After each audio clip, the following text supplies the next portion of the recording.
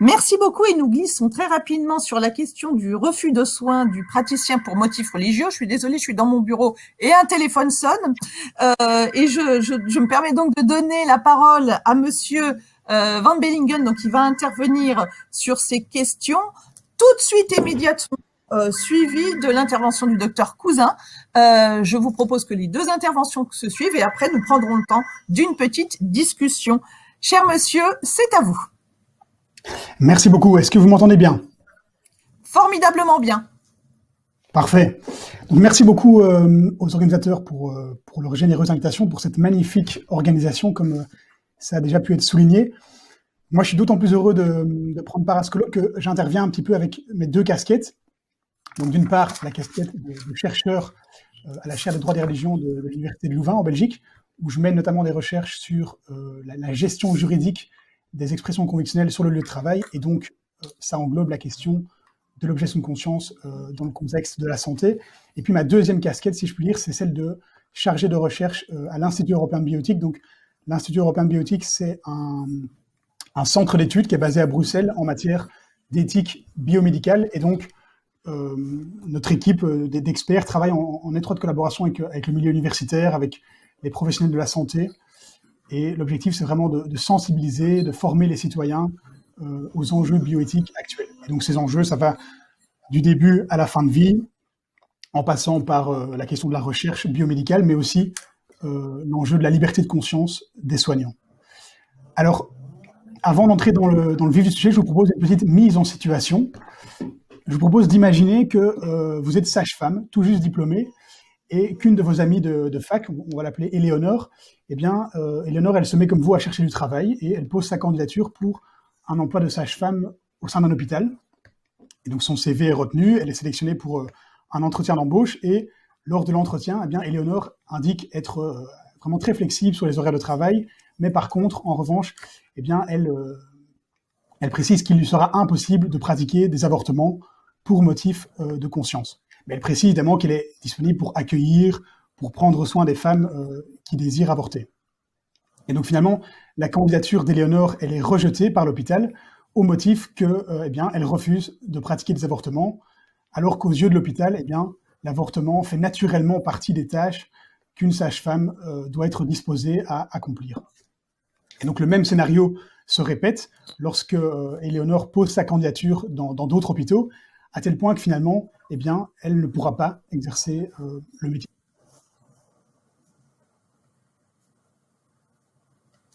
Comme justifié, ou bien au contraire, est-ce que vous diriez plutôt eh bien, que ce refus d'embauche est une atteinte injustifiée à la liberté de conscience? Donc vous l'aurez compris, la thématique que je vous propose d'aborder, c'est vraiment la question de l'objection de conscience des soignants par rapport aux actes qu'on va considérer comme éthiquement controversés. Et donc vous voyez que je me suis permis un petit peu de m'écarter légèrement du titre indiqué sur le programme du colloque, puisque le titre initial, c'était le refus du refus de soins du praticien pour motif religieux. Donc je m'en écarte puisque je parle ici de la liberté de conscience, qui est plus large que la seule liberté de religion, puisque une personne peut exprimer une objection de conscience sans que cette objection ne soit ancrée dans des convictions religieuses. Et puis je m'écarte aussi du titre initial, puisque je ne parle pas du refus de soins spécifiquement, mais plutôt du refus de réaliser des actes éthiquement controversés. Puisque comme on le verra, eh bien, en matière d'objection de conscience, l'enjeu, ça consiste aussi à définir ce qui constitue ou non un soin de santé. Et donc ma perspective ici, elle est essentiellement juridique, de droit européen, même si, bien sûr, les enjeux philosophiques sont omniprésents. Et donc je tiens à insister sur le fait que lorsqu'on envisagera les actes qui peuvent faire l'objet d'une objection de conscience, comme l'avortement, la procréation médicalement assistée, éventuellement l'euthanasie, il s'agit vraiment de se centrer sur le contenu, la qualification de l'acte, et certainement pas sur la personne qui y aurait recours, dont il n'est évidemment pas question d'apprécier les intentions. Alors, un petit mot sur la structure de mon exposé, donc, que je vais développer en 3 points. Le premier sera consacré au cadre juridique européen qui entoure la question de la liberté de conscience, plus spécifiquement l'objection de conscience. Dans le deuxième point, je viens envisager le statut spécifique de l'objection de conscience dans le chef des professionnels de la santé. Et enfin, dans le troisième point, eh bien, j'aborderai différents enjeux actuels concernant cette objection de conscience en matière de santé. Alors, donc, premier point, cadre juridique européen. Donc, pour bien comprendre ce dont on parle quand on fait référence à l'objection de conscience du soignant, il faut en fait repartir de la base, c'est-à-dire ce qu'on entend par conscience et par liberté de conscience. Donc, quand on parle de conscience, on peut viser deux choses. D'abord, on peut faire référence à la conscience psychologique de l'être humain, donc le fait d'être conscient de ses propres actes, de sa propre personne, et même du monde qui nous entoure. Mais ce qui nous intéresse ici vraiment, c'est la conscience morale de l'homme, donc sa capacité à porter un jugement moral sur ses propres actions, finalement la capacité à faire le bien et éviter le mal, ou en tout cas à en avoir conscience. Et cette capacité, c'est en fait présent dans chaque personne, et c'est ce qui constitue d'ailleurs largement ce qui nous distingue des autres êtres vivants. Et donc conscience, liberté de conscience, on voit qu'il y a une importance fondamentale de la conscience, et qui va expliquer que cette conscience soit protégée en tant que liberté fondamentale dans nos systèmes juridiques. Donc si on se réfère par exemple à la Convention européenne des droits de l'homme, qui est vraiment l'instrument de référence en matière de droits fondamentaux en Europe, vous savez que l'article 9 de cette convention protège la liberté de pensée, de conscience et de religion. Et donc cette liberté fondamentale, elle est soutenue non seulement par le principe de laïcité, mais aussi par, comme l'indique la Cour, le principe de pluralisme et de neutralité de l'État. Et donc le fait que la conscience soit protégée comme une liberté au même titre que la liberté de pensée et la liberté de religion, c'est pas un hasard, puisque finalement ces trois éléments, donc pensée, conscience et religion, ont pour trait commun le fait d'être considérés comme des convictions ultimes, donc si on reprend l'expression du philosophe canadien Jocelyn McClure, c'est-à-dire des convictions qui, et là je cite la Cour européenne des droits de l'homme, qui ont un degré suffisant de force, de sérieux, de cohérence et d'importance. Et donc ce caractère fondamental des convictions de conscience va expliquer cette protection spécifique et renforcée qui leur est accordée via l'article 9, en comparaison par exemple de la liberté d'expression qui est protégée par l'article 10 et qui, elle, vise l'expression de convictions qui sont considérées comme moins fondamentales, telles que par exemple les convictions politiques. Donc l'article 9, comme vous le savez, protège à la fois le fort interne et le fort externe de la liberté de pensée, de conscience et de religion. Donc par fort interne, on entend la liberté d'avoir des convictions ou de ne pas en avoir, la liberté aussi de pouvoir changer de conviction et de ne pas devoir révéler ses convictions. Donc le fort externe aussi est protégé, donc le fait de pouvoir manifester ses convictions par les rites ou par toute autre expression. Et ce fort externe, contrairement au fort interne, il peut être limité pour autant que l'objectif de la restriction soit légitime et que la restriction soit proportionnée à l'objectif. Et donc, on en arrive maintenant à l'objection de conscience à proprement parler, qui est une forme spécifique de la liberté de conscience et qui consiste plus spécifiquement donc à refuser d'accomplir un acte qui nous est prescrit parce qu'on le juge en conscience fondamentalement mauvais. Et donc, l'objection de conscience porte bien sur un refus, donc c'est pas n'importe quel acte motivé par la conscience, et c'est ce qui explique d'ailleurs que l'objection de conscience est à cheval en fait sur le fort interne et le fort externe, puisqu'il s'agit d'une manifestation effectivement, mais qui est une manifestation négative, défensive, qui consiste en une abstention. Donc il faut bien comprendre que l'objection de conscience, comme je l'ai dit, fait appel à notre conscience morale, et donc n'est pas nécessairement liée à des convictions religieuses ou philosophiques. Et la protection donc de l'objection de conscience par le droit implique, de manière, on va dire,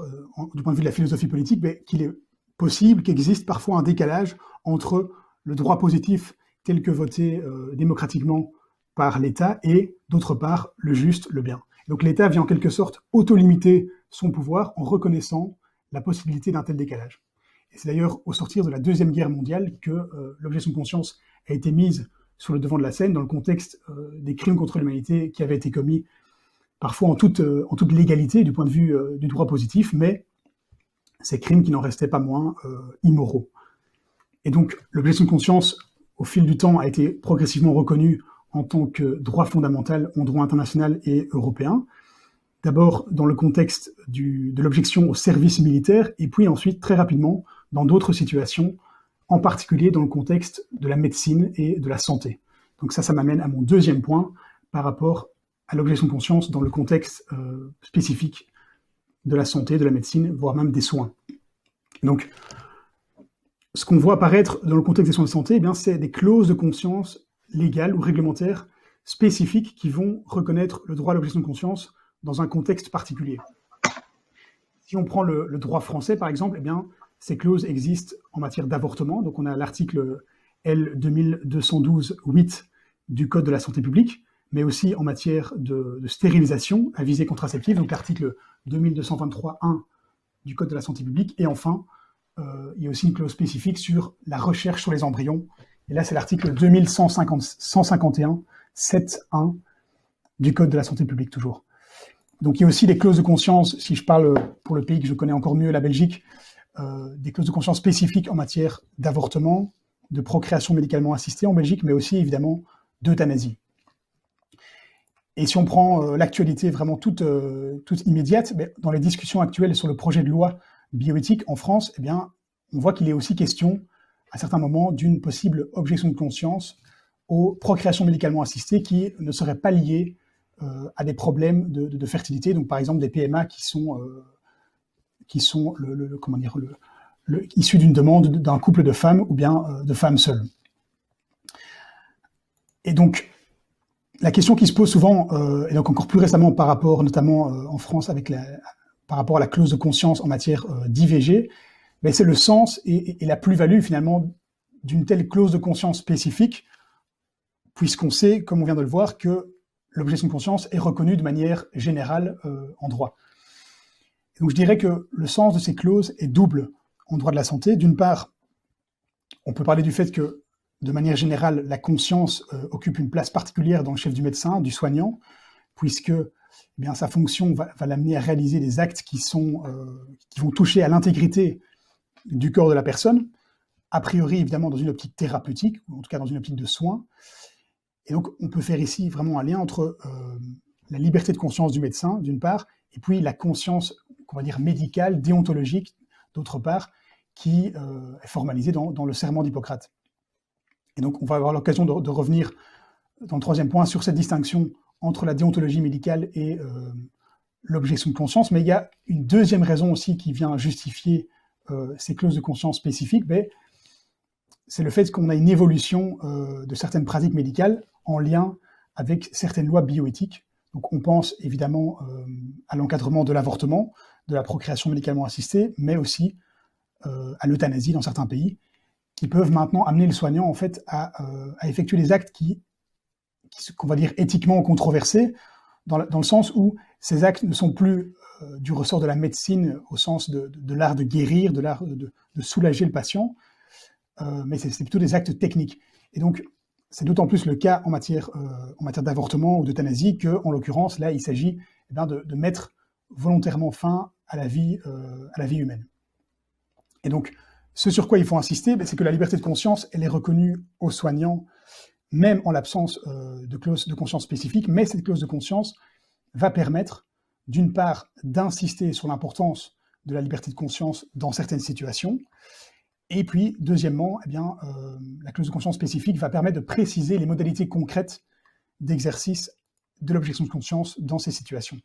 Et donc, la difficulté, évidemment, c'est de parvenir à évaluer la cohérence, l'harmonie, on va dire, entre, d'une part, le cadre général de la liberté de conscience, et puis d'autre part, ces clauses de conscience spécifiques qui pourraient être plus restrictives que le cadre général. Donc évidemment, il faut rappeler que que l'objection de conscience n'est pas un droit absolu, et donc c'est ce qui m'amène à envisager finalement les critères, les limites qui sont posées par rapport à cette objection de conscience. Donc on a d'une part, par rapport à ces limites, des limites qui sont internes à l'objection de conscience, donc qui vont plutôt porter sur le contenu même de l'objection, et puis d'autre part des limites externes qui vont plutôt être liées à la mise en balance entre cette objection de conscience et l'objectif qui est poursuivi par l'État, qui viendrait restreindre cette objection de conscience. Donc du point de vue des limites internes,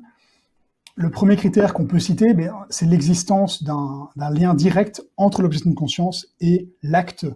que la conscience réprouve. Donc l'idée, c'est que l'acte que la personne refuse d'accomplir va contribuer directement à la réalisation de l'acte sur lequel porte l'objection de conscience. Donc par exemple, en matière d'avortement,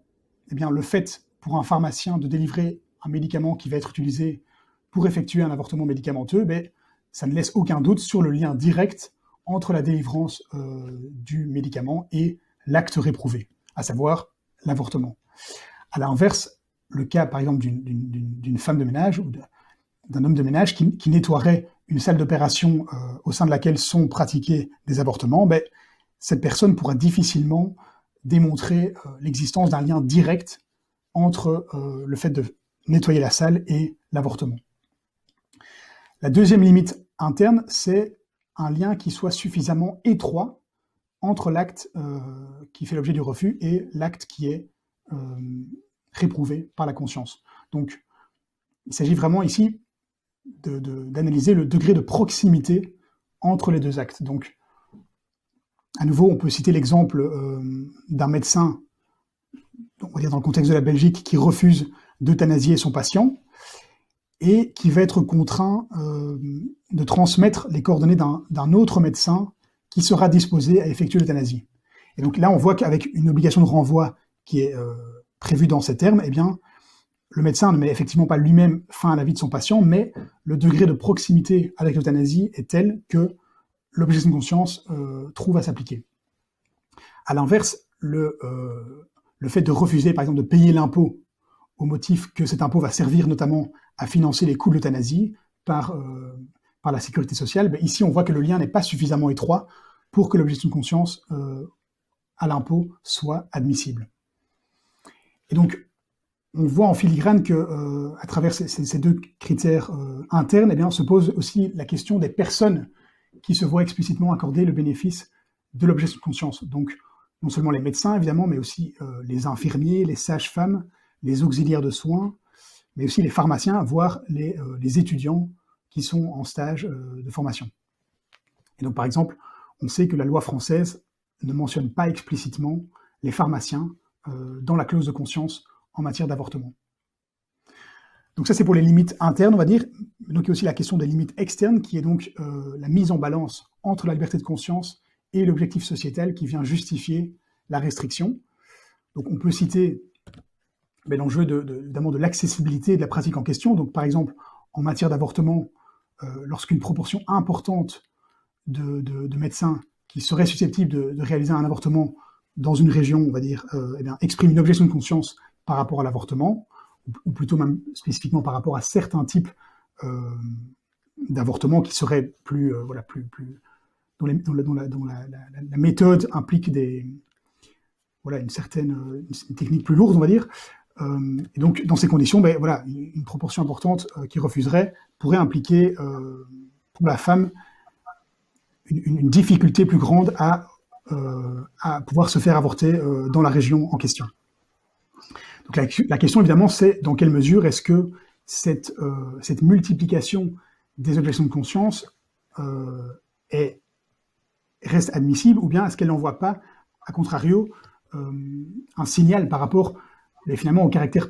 potentiellement problématique de la manière dont le droit va encadrer la pratique en question. Et donc ça nous mène à notre troisième point qui porte sur les enjeux actuels de l'objection de conscience en matière, du point de vue des soignants. Et donc, 3 enjeux que je vous propose d'aborder. D'une part, la question de la définition du soin de santé.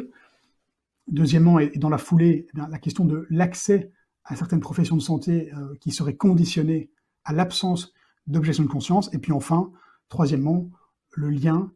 entre la liberté de conscience et la liberté des institutions, des établissements de soins sur ces enjeux éthiques.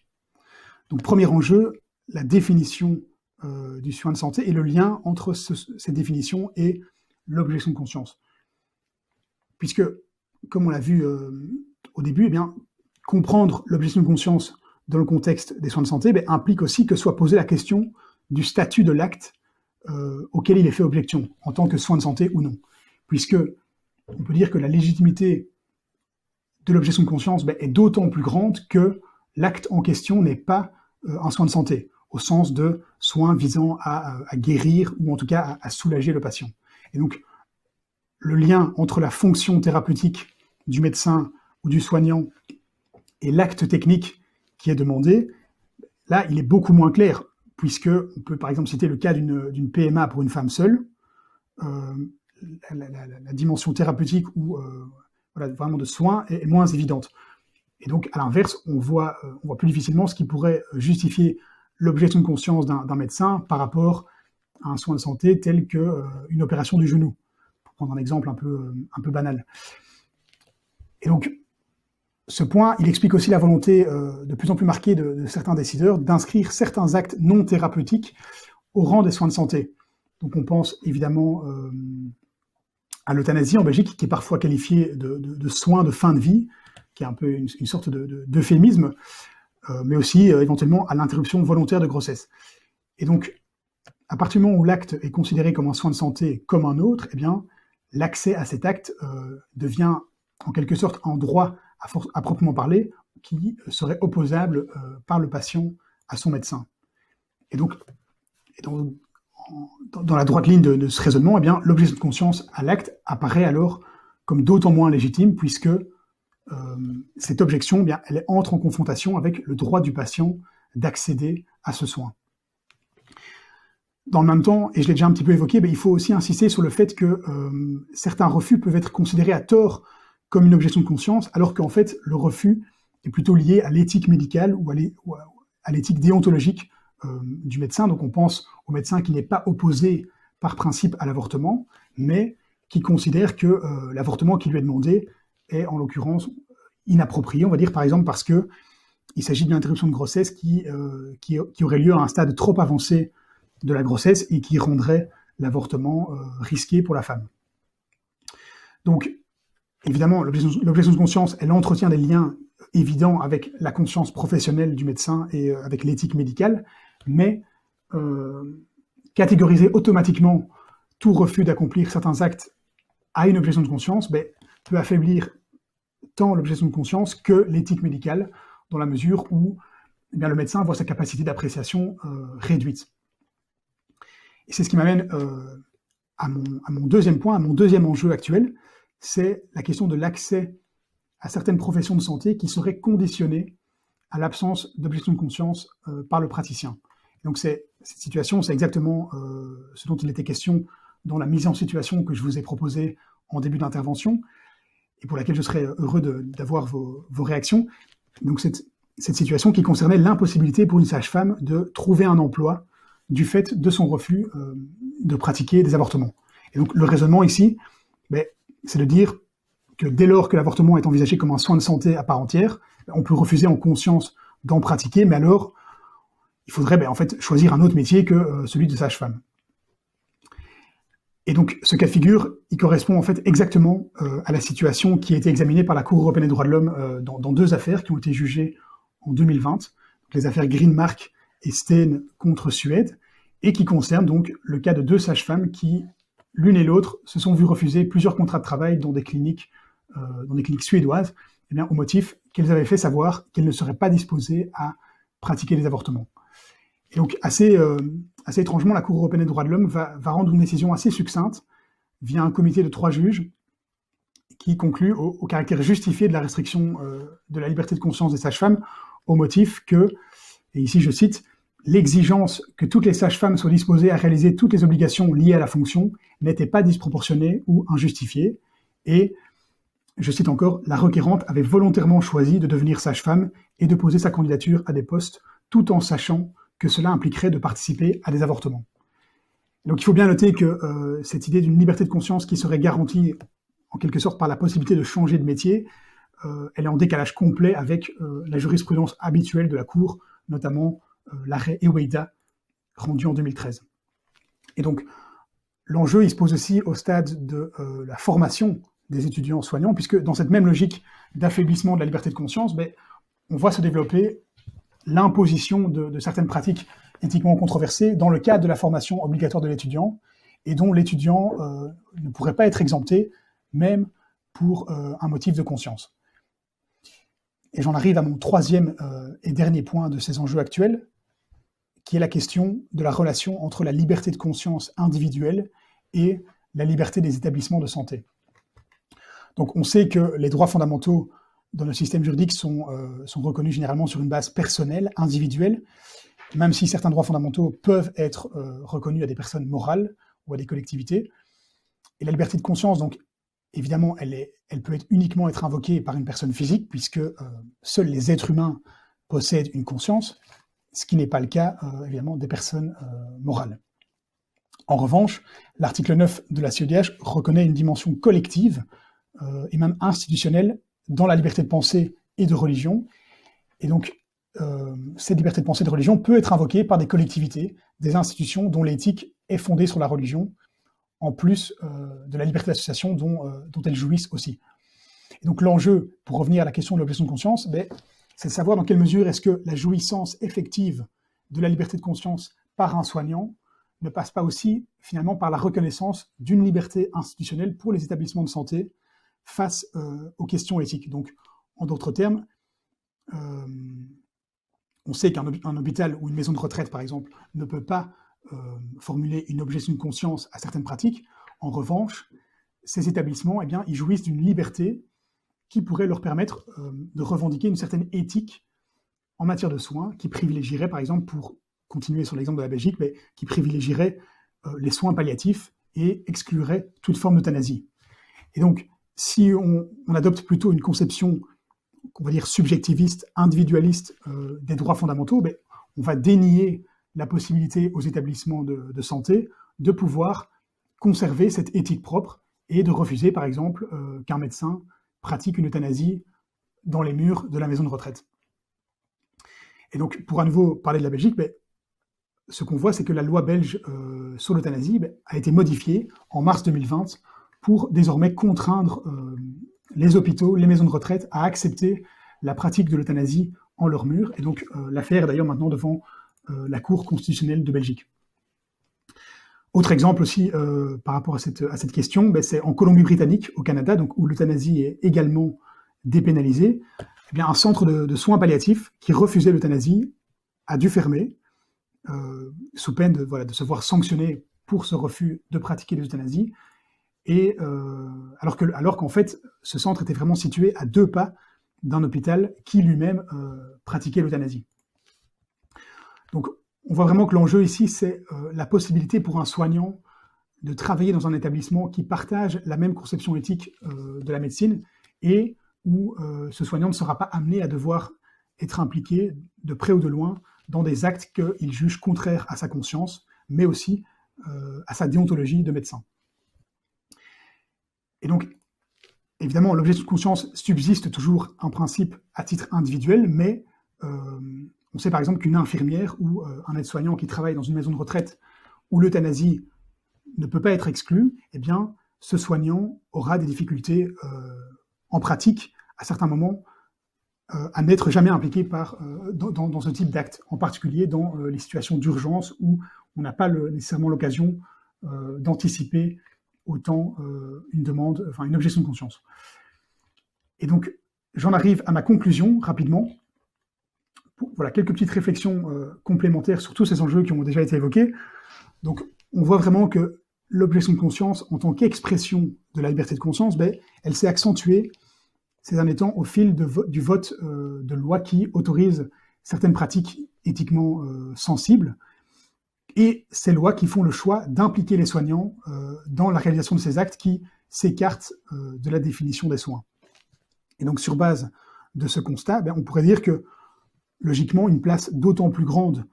doit être réservée à l'objection de conscience pour les soignants à mesure que ces soignants sont sollicités pour accomplir ces actes. Mais ce qu'on observe pourtant, c'est plutôt une volonté, on va dire, concomitante de limiter l'objection de conscience qui est vue comme une remise en cause implicite du caractère non problématique de l'acte en question, même si, en pratique, cette objection ne vient pas remettre en cause l'accès à cet acte. Et donc, ça nous ramène à nouveau à la conception qu'on se fait du rôle du médecin, du soignant, mais aussi de la médecine plus largement. Est-ce qu'il s'agit de continuer à développer une médecine qui est centrée sur l'art de guérir, de soulager, dans le respect évidemment des droits du patient, ou bien est-ce qu'il convient plutôt d'évoluer vers une médecine dans laquelle les soignants sont mis au service, on va dire, des desiderata du patient, y compris par rapport à des actes techniques non thérapeutiques. Et donc je conclurai vraiment en citant la résolution de l'Assemblée parlementaire du Conseil de l'Europe, donc concernant le droit à l'objection de conscience dans le cadre des soins médicaux légaux, donc une résolution qui a été adoptée en 2010 et qui rappelait, je cite, que nul hôpital, établissement ou personne ne peut faire l'objet de pression, être tenu responsable ou subir des discriminations d'aucune sorte pour son refus de réaliser, d'accueillir ou d'assister un avortement, une fausse couche provoquée ou une euthanasie, ou de s'y soumettre, ni pour son refus d'accomplir toute intervention visant à provoquer la mort du fœtus ou d'un embryon humain, quelles qu'en soient les raisons. Et enfin, dans le contexte plus immédiat français de la révision de la loi de bioéthique, je vais citer le professeur de droit François Viala, qui, en octobre dernier,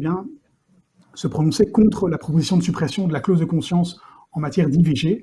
en indiquant, je cite, qu'il faut reconnaître à chacun, dont les médecins, le même statut de sujet de droit, sinon nous les confinerons à un rôle de technicien et les patients à des consommateurs. Voilà, je vous remercie.